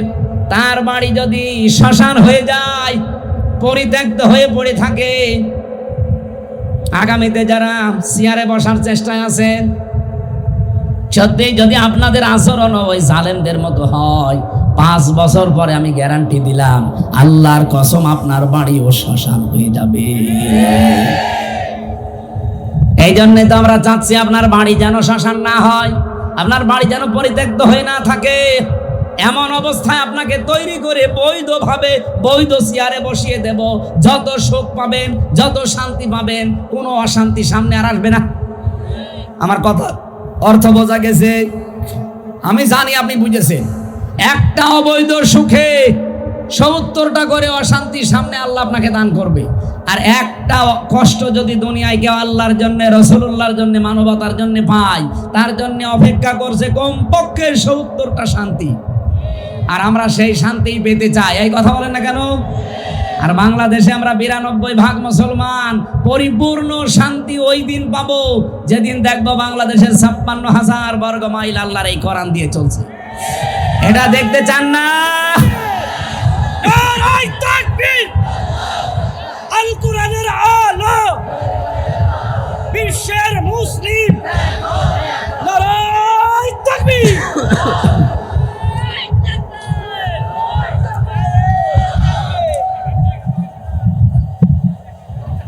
আমি করছি তাফসির আর ও বসে গজল বলে। কোন ধরনের মানুষ গো? ওকে শুনছে নাকি অন্য জগতে আছে? কি বলছে আপনি বুঝতেছেন ভাই? আমি যে আয়াত পড়েছিলাম না, সূরা আলে ইমরানের 139 নম্বর আয়াত, আল্লাহ বলেন কোনো ভয় নেই, হীনমন্য হবা না, ভেঙে পড়বা না, দুর্বল হবা না, চিন্তাও নেই। তোমরাই বিজয়ী হবে। তোমরাই, বলেন আল্লাহ রাব্বুল আলামিন শব্দ সেট করেছেন, কি করে দেখেছেন? তোমরাই বিজয়ী হবে। কিন্তু সমস্যা হয়ে গেছে পরের শব্দটাই, ইন কুনতুম মুমিনিন, যদি মুমিন হতে পারো। আরে ভাই, কোরআনের কোন শব্দ যদি আপনি বোঝার জন্য চেষ্টা করেন, নবীজি বলেন 500 রাকাত নফল নামাজের সওয়াব হবে। আর আমি যদি এখন মাছের কাহিনী শুরু করি সারা রাত, আমার মুখস্থ আছে, আমি বলতে পারবো। মাছের কাহিনী, সাপের কাহিনী, ওই আব্দুল খালেক শরীয়তপুরের মতো সাপের কাহিনী বললাম, আপনি শুনলেন, কান্নাকাটি করে চলে গেলেন, কিচ্ছু হবে না। একটা শব্দ একটু বোঝার চেষ্টা করেন, একটা তথ্য আমি আজকে বের করার চেষ্টায় আছি। যদি আমরা মুমিন হতে পারি, আমাদের হীনমন্য হওয়া, ভয় পাওয়া, আমাদের দুর্বল হওয়ার কোনো আশঙ্কা আছে? কোনো কারণ আছে? কি হওয়া লাগবে? মুমিন। বলেন মুমিনটা কি? আজকের তেলাওয়াত কিন্তু আয়াত এই সংক্রান্তই আমি পড়েছি, সূরা বাকারা 208 নম্বর আয়াতের প্রথম অংশটা। আমার মনে হয় আয়াতটা 3 ভাগ করলে আমি 1 ভাগ মাত্র পড়লাম। পরিচিত আয়াত, যদিও এখানে কিছু তথ্য আপনি পাবেন আজকে। রব্বুল আলামিন আমাদেরকে ডাক দিয়েছেন, ইয়া আইয়ুহাল্লাযীনা আমানু, ওহে যারা ইমানের দাবি করো, যে আমরা যদি ইমানদার হতে পারি, মুমিন হতে পারি, তাহলে তাদেরকে আল্লাহ এই সুসংবাদগুলো দিচ্ছেন যে বিজয় হবই। সেই ইমানদারকে ডাক দিয়ে আল্লাহ বলেন, উদখুলু, তোমরা প্রবেশ করো, ফিস-সিলমি কাফা। এখানে শব্দটা যদি জবর দিয়ে, জের দিয়ে, আপনি খালি জবর দিয়ে পড়লে হবে সালমন মানে শান্তি, আর জের দিয়ে পড়লে সিলমন মানে ইসলাম। আল্লাহ এখানে শান্তিতে প্রবেশ করা, ইসলামে প্রবেশ করা, দুইটাই বোঝাতে চেয়েছেন। কারণ ইসলাম মানে কি? বলেন যদিও ইসলাম মানে বাংলায় শান্তি না, ইসলাম মানে আত্মসমর্পণ করা। কেউ যদি সত্যি আত্মসমর্পণ করে, কার কাছে করবেন? এই যে ফিস-সিলমি কাফা, পরিপূর্ণভাবে ইসলামের কাছে, ইসলামের ভেতরে।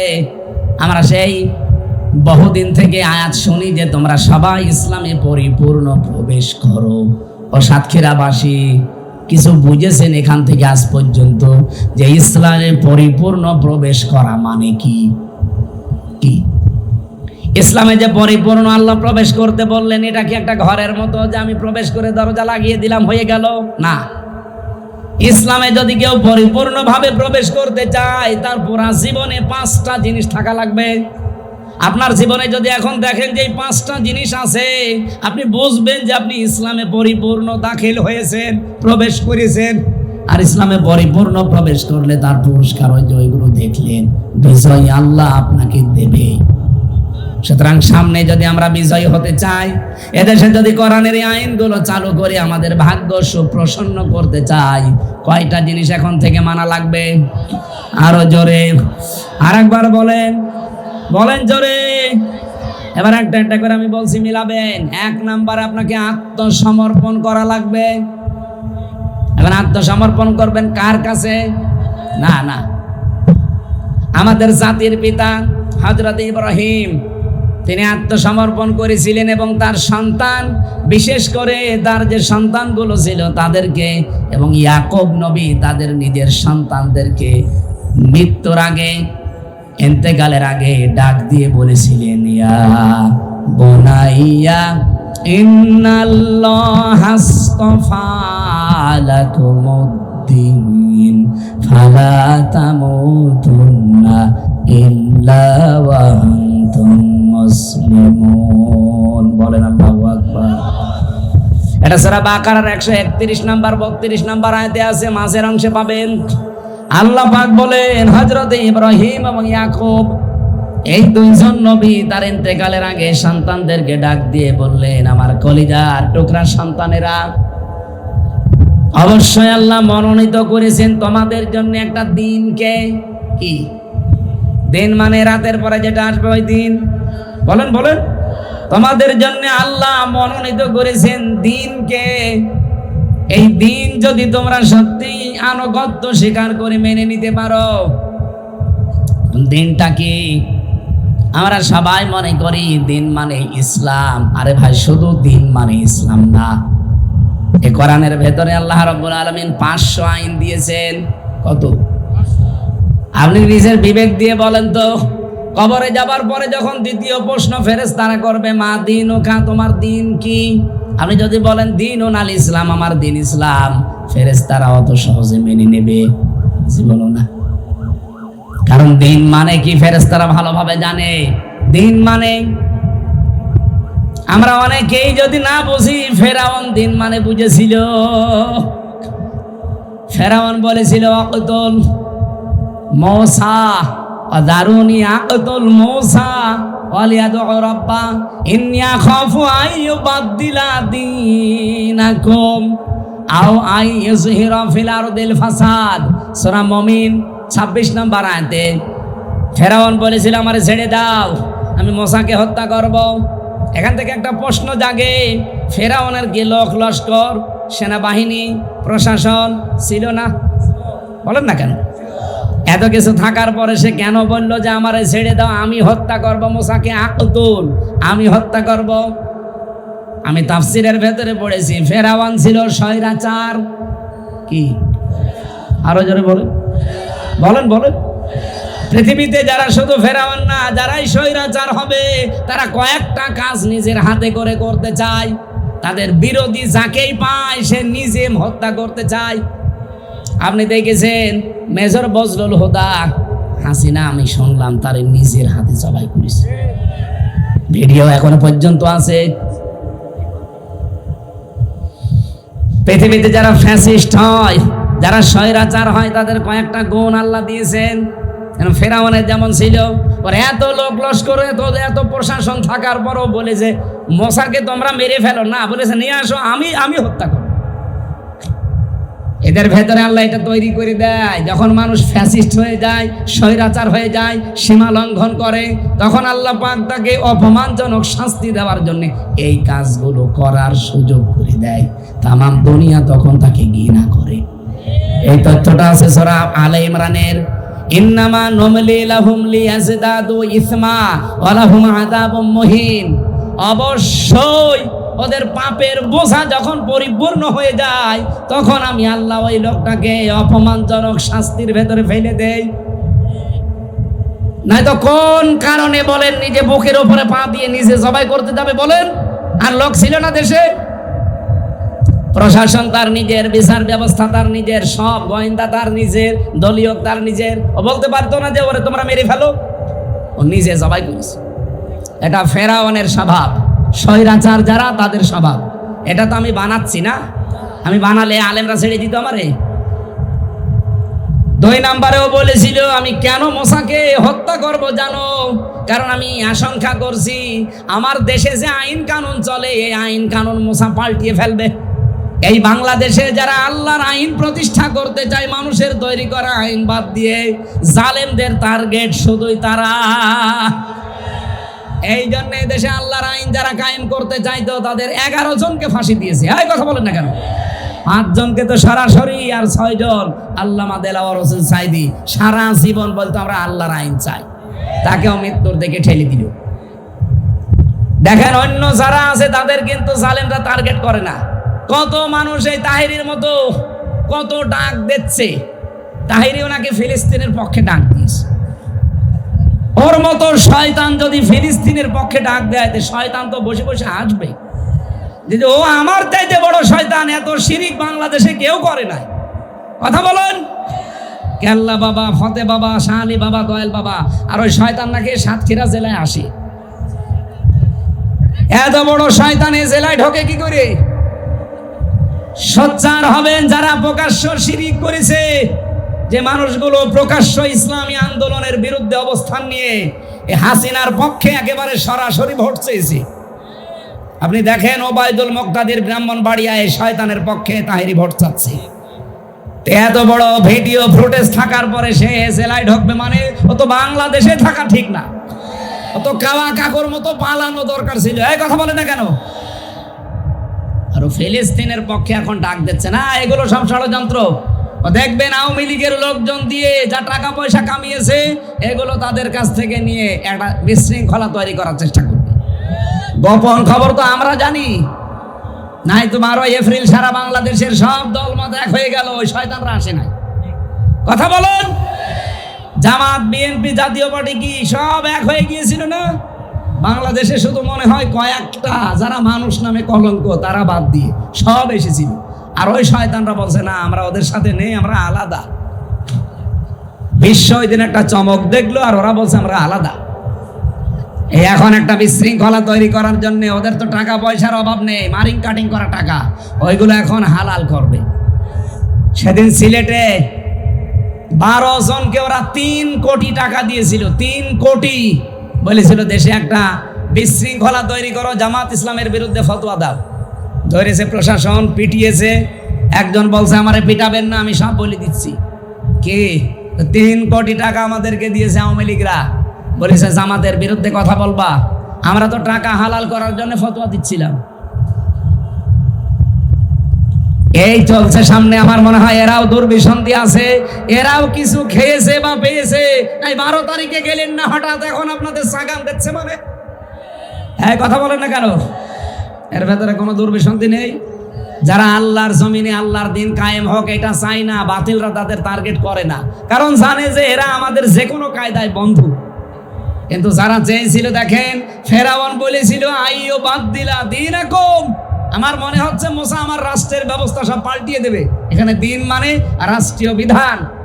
তাহলে আপনি আত্মসমর্পণ করতে চাইলে রাষ্ট্রীয় বিধান যেটা আছে এখন, যেটা আছে এর সামনে আত্মসমর্পণ করলে ঈমান আমল থাকবে। এই জায়গায় আল্লাহর এই দিন নিয়ে যাওয়া লাগবে। ইব্রাহিম নবী, ইয়াকুব নবী তাদের সন্তানদেরকে এটা বলেছিলেন। আমরা কি নবীদের সন্তান না? বলেন না কেন? আমাদের জাতির পিতার নাম কি? বঙ্গবন্ধু। কে? আরো জোরে বলেন। এমনকি বঙ্গবন্ধু এই শব্দটাও চিন্তায় হয়ে গেছে। আপনি দেখেন ইতিহাস পড়ে, এই ভারতবর্ষ একজন মুসলিমের নাম বঙ্গবন্ধু উপাধি দেওয়া হয়েছিল প্রায় 1200। আমি এই যে ইতিহাসটা পড়ছিলাম আসার সময়, তারিখটা আমার মনে নেই। বঙ্গবন্ধুকে দিয়েছে তোফায়েল আহমেদ। এরও প্রায় অন্তত 60-70 বছর আগে আল্লাহর এক মুসলিম বান্দা এই ভারতবর্ষ যারা শাসন করেছিল তাদের ভেতরে একজন, তারে বঙ্গবন্ধু উপাধি দিয়েছিল এই বঙ্গের লোকেরা। সেইটা চিন্তায় করে ইনার নামে লাগিয়ে দিয়েছে। আমি যদি বানিয়ে বলি তাহলে ইতিহাস ভুল। আমি তো আর বানিয়ে না, আমি পড়ে বলছি। তারিখটা আমার মনে আসতেছে না, আমি আসার সময় দেখছিলাম। তাহলে ছিনতাই হয়েছে একটা দুইটা জিনিস না, এদেশের বহু জিনিস ছিনতাই হয়ে গেছে, এখনো অনেক জিনিস ছিনতাই হওয়ার পথে। আমার মনে হয় এই সমস্ত কথা আপনাদের সামনে বলা আপনারা বুঝবেন না। বাস্তবতা এখন চলছে যেটা, আমাদের জাতির পিতা পৃথিবীর কোন মানুষকে আমরা মানি না, মানি ইব্রাহিম আলাইহিস সালামকে। উনি ইন্তেকালের আগে আমরা যেহেতু তার সন্তান, এই জন্য লাকুমুদ্দিন কম শব্দ আছে, যে তোমাদের সবাইকে আমার আল্লাহ মনোনীত করেছে একটা দিনের জন্য, তার নাম ইসলাম। বলেন বলেন, ওই যে সালমন সিলমন যাই বলেন, ফালা তামুতুন্না, মরবানা ইল্লা ওয়া আনতুম মুসলিমুন, যতক্ষণ মুসলমান না হতে পারো। সুতরাং আপনি যদি ইসলামে প্রবেশ করতে চান পরিপূর্ণভাবে, আত্মসমর্পণ করা লাগবে আল্লাহর দ্বীনের সামনে। কিসের সামনে? 2 নম্বরে আপনার ইখলাস তৈরি করা লাগবে প্রত্যেকটা কাজে। লোক দেখানো কাজ বাদ দেন। এদেশে একামতে দ্বীনের আন্দোলন অনেক মানুষ এখন যুক্ত হচ্ছে, অনেককে আমরা দেখতে পাচ্ছি, তাদের ভেতরেও রিয়া, লোক দেখানো, মানুষ দেখানোর কাজ কারবার না।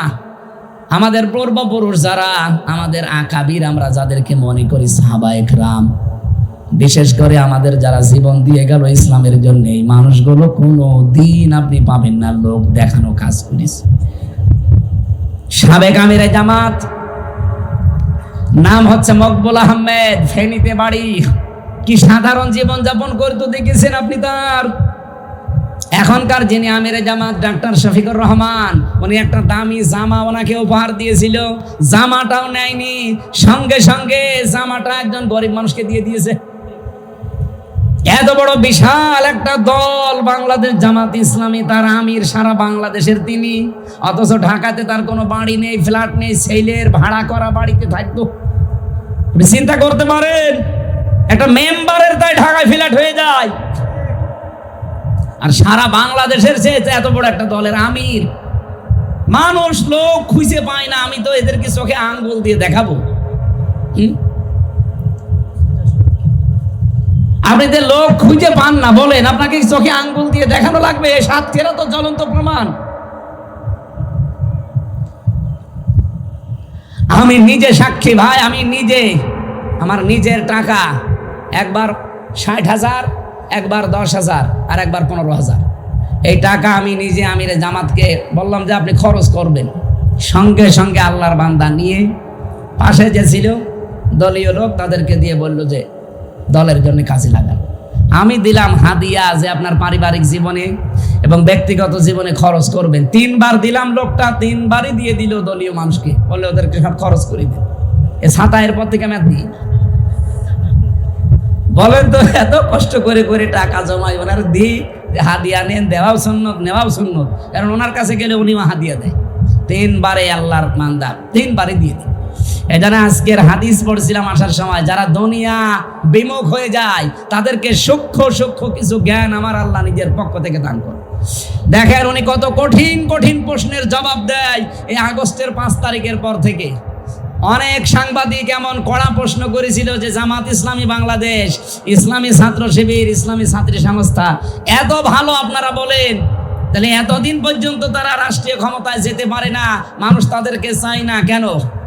উনি জবাব দিয়েছিলেন, মুয়াজ্জিন আজান দেয়, সবাই নামাজে আসে। আপনি জীবনে এই জবাব শুনেছেন কোনোদিন?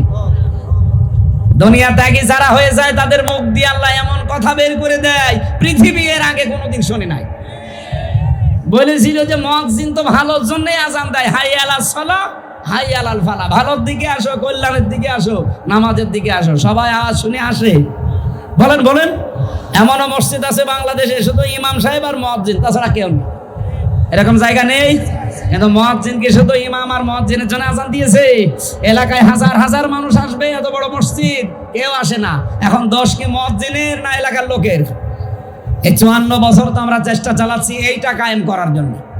কোনদিন কি আমরা বলেছি যে আমার বাবার নাম রিয়াজউদ্দিন, কুষ্টিয়ায় বাড়ি, আমার দাদার নাম জাহান আলী, আমার বাবা আর দাদার আইন আমরা প্রতিষ্ঠা করতে চাই, আপনারা আমাকে রায় দেন? বলেছি?